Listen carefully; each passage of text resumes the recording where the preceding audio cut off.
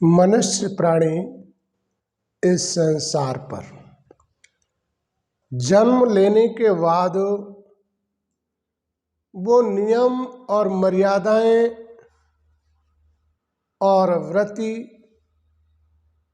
क्यों करता है? क्योंकि मनुष्य कुछ अपनी आत्मशक्ति को बढ़ाने के लिए मर्यादाओं का पालन करता है और उन मर्यादाओं अनुसार से साधना करता है। साधना करने से मनुष्य को शक्तियां प्राप्त होती हैं।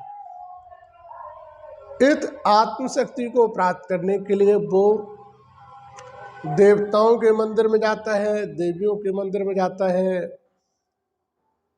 और अपने जीवन को कसौटी पे लाता है। तो वास्तविक वो जिस समय अपने जीवन में व्रत का मतलब होता है नियम का पालन करना, तो क्या करते हैं आज समाज में जो है फल खा लेते हैं अपने जीवन में और जो है भोजन का प्रयोग नहीं करते हैं। तो फल खाने से मनुष्य जीवन का व्रत पूरा नहीं होगा। सबसे मेन है अपने आत्मिक संतुलन का। हमारा मन कहीं बहके ना, कहीं अन्य दूषित विचारों में न जाए, मन हमारा लोभ की तरफ न दौड़े, क्योंकि लोभ की तरफ यदि मन दौड़ रहा है तो जो आप साधना कर रहे हो उस साधना में आपका मन नहीं लग रहा है, आपका मन संतुलन के बाहर रहता है और जब संतुलन के बाहर रहेगा तो तुम्हारे जीवन का उद्धार नहीं होगा। तो वास्तविक हमें अपने जीवन में संतुलन को बनाए रखना चाहिए। जब तक हम संतुलन नहीं बनाएंगे तब तक हमारे जीवन का उद्धार नहीं होगा और संतुलन बना के चलेंगे तो हमारे जीवन का उद्धार हो जाएगा। तो वास्तविक हमें अपने जीवन का संतुलन बनाए रखना चाहिए जिससे ऐसे दिनों का सामना न करना पड़े। तपस्या करके मनुष्य कोई तो कामनाएं करता है कि हमें धन प्राप्त हो जाए, उसके लिए तपस्या करता है। अब धन प्राप्त करने के लिए भी मनुष्य को यदि अपनी मर्यादाओं का पालन नहीं किया तो उसे धन प्राप्त नहीं हो सकता है। मान कुछ भी हम किसी भी उद्देश्य से किसी भी देवी की पूजा करें तो हमें जब उद्देश्य के साथ हमारे भाव और हमारे विचार होने चाहिए।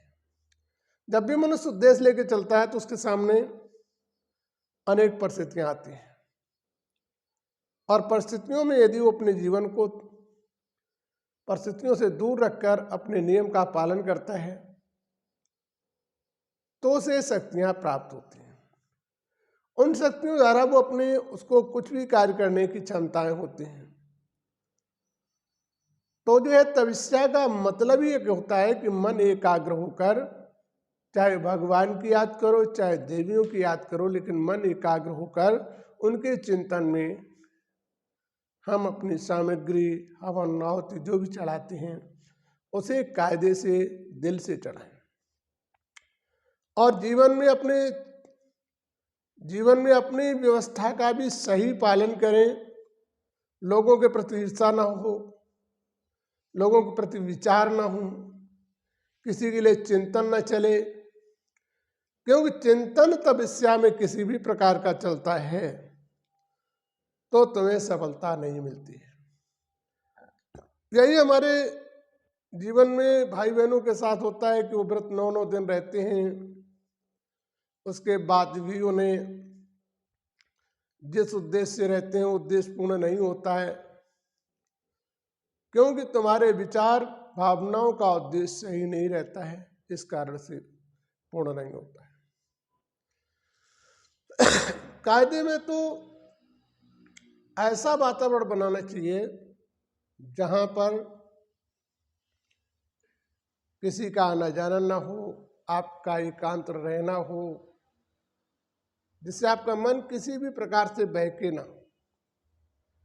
इस अनुसार से मनुष्य यदि 9 दिन का व्रत रहता है तो जैसी भी कामना करेगा उसकी पूर्ण होगी। बल्कि देवियों का ये कहना नहीं कि भोजन ना खाओ, भोजन खाते रहो, लेकिन मन का संतुलन में यदि नेक भी फर्क पड़ता है तो आपको फल प्राप्त नहीं होगा। बल्कि जो है कभी हमारे भाई बहनों को होता चलो हम व्रत रह लिया, शौकन रहते हैं, अंदर से परिवर्तन नहीं होता है, ऊपर से रहते हैं, उन्हें भी फल प्राप्त नहीं, उन्हें उतना ही प्राप्त होता है जिस संसार से वो करते हैं। आप पूजा पाठ कोई भी करें, फल कुछ न कुछ तो प्राप्त होता है, लेकिन संपूर्ण फल के लिए नियमों की आवश्यकता है। नियमों का सही पालन करोगे तो संपूर्ण फल प्राप्त होगा, नियमों का सही पालन नहीं करोगे तो संपूर्ण फल प्राप्त नहीं होगा। इसलिए हमें अपने जीवन में अपने नियमों का परिवर्तन करना अनिवार्य है, तभी हमारे जीवन का उद्धार होगा और तभी परमात्मा भी हमारी पूर्ण मदद करेगा। जब तक हम ऐसा नहीं करेंगे तब तक परमात्मा हमारी पूर्ण मदद नहीं करेगा।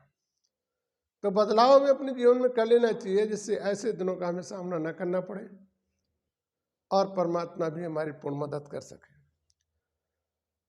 तो जब हम बदलाव करते हैं तभी हमारी सुनाई होती है। आत्मदर्पण जब सही होता है तो कई दूरियों तक चले जाते। जैसे आपने देखा पूजा इत्यादि करने वाले आपकी अनवस्थाओं को भी बता देते हैं, आपकी कमियों को भी बता देते हैं, आपके मन के विचारों को भी बता देते हैं। तो कब बता देते हैं?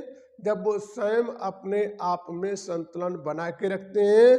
तो आत्मदर्पण जो है दूसरे आत्मदर्पण से प्राप्त मिलता जाकर है, आत्मदर्पण की दिशा से वो दूसरों की बात बता देते हैं और देवियों का आपके साथ स्वागत सहयोग हो जाता है, जिस कारण सफलता मिलती है।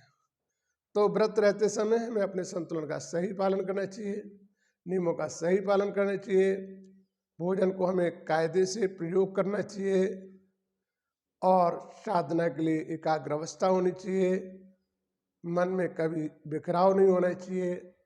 ऐसा करने से तुम जो है व्रत का लाभ उठा सकते हो।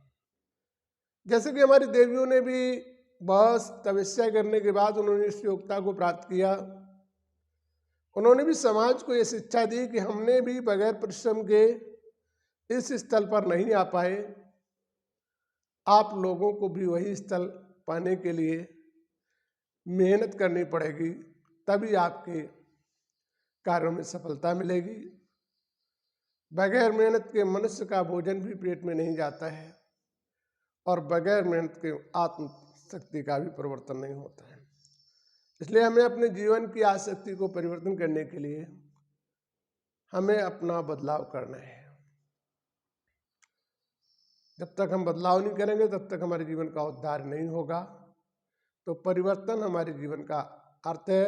मंदिर में प्रसाद चढ़ाने जाएं तो कभी फेंक के न चढ़ाएं, मंदिर में प्रसाद किसी दोना या पत्तल में रखें और दिल से वहाँ अपने आप को झुकाकर शरणागति होकर चढ़ाना चाहिए।